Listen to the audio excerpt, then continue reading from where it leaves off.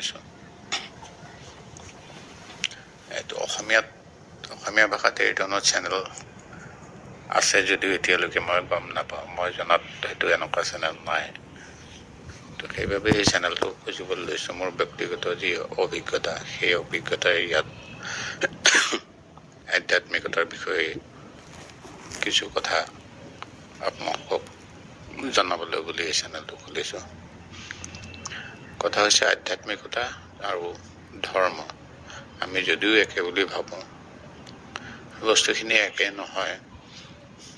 বিভিন্ন ধৰ্ম সকলো, হিন্দু, মুছলিম, খ্ৰীষ্টান, জৈন, আমি সকলোৱে ইয়াত ভগৱানক প্ৰাৰ্থনা কৰোঁ, পূজা কৰি ভগৱানক পাবলৈ চেষ্টা কৰোঁ। এই দুখৰ সংসাৰৰ পৰা যাতে আমি হাত কাটিব পাৰোঁ, পুনৰ জন্ম যাতে ইয়াত নহয়, পুনৰ জন্মৰ পৰা হাত সাৰিব পাৰোঁ, সেইভাৱেই আমি বেছিভাগেই ভগৱানৰ সেৱা পূজা কৰোঁ। কিন্তু ভগৱানৰ সেৱা পূজা কৰিলেই জানো আমি মুক্তি পাব পাৰোঁ? যিটো মুখ্য লাভ বুলি কয়, মুখ্য লাভ কি ভগৱানৰ পূজা সেৱা কৰিলেই হয়? সেই মুখ্য লাভ কি বস্তু, কেনেকৈ আমি মুখ্য লাভ কৰিব পাৰোঁ, সেই বিষয়ে এইটো চেনেল খোলা হৈছে। এইটো আধ্যাত্মিকতাৰ ওপৰত কোনো ধৰ্ম, পূজা, সেৱা, নাম কীৰ্তন এইবিলাকৰ ওপৰত নহয়।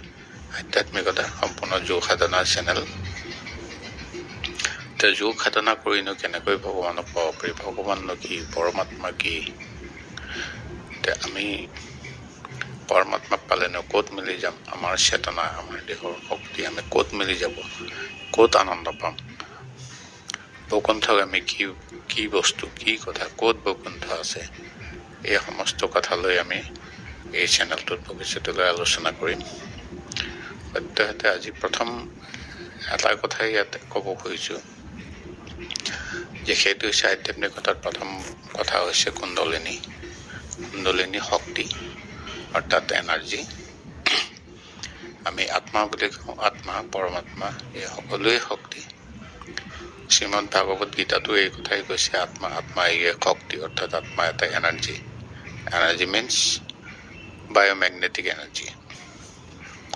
এতিয়া আমি এই বস্তুটোৰ বিষয়ে সকলোৱে ভুলকৈ বুজোঁ বাবেই আমি প্ৰকৃত বস্তু বিচাৰি নাপাওঁ। এই কুণ্ডলিনী শক্তি এটা আমাৰ দেহৰ ভিতৰৰে শক্তি, এটা এনাৰ্জি। ই আমাৰ গোটেই দেহৰ পৰা একাগ্ৰিত হৈ গোট খাই এটা বিশেষ পদ্ধতি যেতিয়া গতি কৰে, যিটো আমাৰ মৃত্যুৰ সময়ত হয়। তো সেই কুণ্ডলিনী শক্তি এটা বিশেষ যিটো জেগাৰে গ'লে, যিটো ঠাইৰে গ'লে এই ব্ৰহ্মাণ্ডীয় শক্তিৰ লগত মিলি যাব পাৰে, অৰ্থাৎ পৰমাত্মাৰ লগত। সেই কথাখিনি ইয়াৰ পিছৰ চেনেলসমূহত মই ক'ম, ইয়াৰ পিছৰ ভিডিঅ'সমূহত ক'ম। বৰ্তমান কৈছোঁ যে এই কুণ্ডলিনী শক্তি এটা বায়'মেগনেটিক এনাৰ্জি আমাৰ গোটেই শৰীৰত স্প্ৰেড হৈ আছে।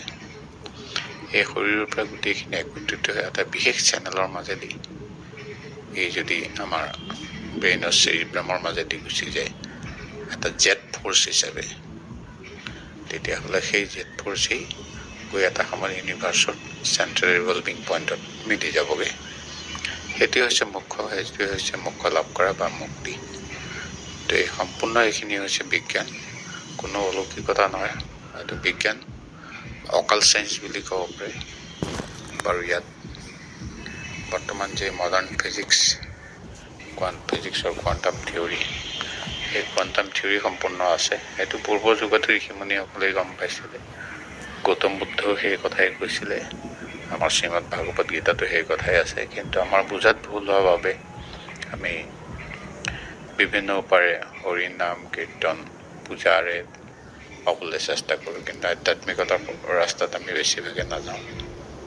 গতিকে এই কুণ্ডলিনী শক্তি জাগ্ৰত কৰি পৰমাত্মাক পাব পাৰি, মিলি যাব পাৰি আৰু পোৱা হয়। কেৱল বুজাত শুদ্ধ হ'ব লাগিব, আপুনি শুদ্ধকৈ বুজি পাব লাগিব। শুদ্ধকৈ বুজিলে শুদ্ধভাৱে কৰিব। আৰু বুজাৰ লগত সকলো কথা আছে। আমি যিমতে বুজোঁ সেইমতে আমাৰ ব্ৰেইনৰ পৰা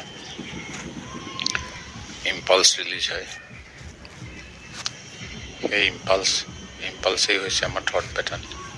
এই থট পেটাৰ্ণেই আমাৰ অৰ্থাৎ বাসনা। সেই বাসনাই আমি মৃত্যুৰ সময়ত যি বাসনা বা যি থট পেটাৰ্ণ লৈ আমি দেহ ত্যাগ কৰোঁ, সেই বাসনাই সেই আমাৰ বায়'মেগনেটিক এনাৰ্জিৰ ওপৰত সেই বাসনাই থাকে, সেই মেগনেটিক ফ্লাক্স থাকে।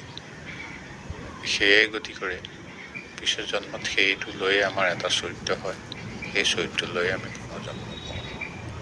গতিকে এই সকলোখিনি কথাই আধাকে বিস্তৃতভাৱে মই ইয়াৰ পিছৰ চেনেলবিলাকত, ইয়াৰ পিছৰ ভিডিঅ'সমূহত সকলো বুজাই যাম। আজিলৈ ইমানতে সামৰিছোঁ। নমস্কাৰ।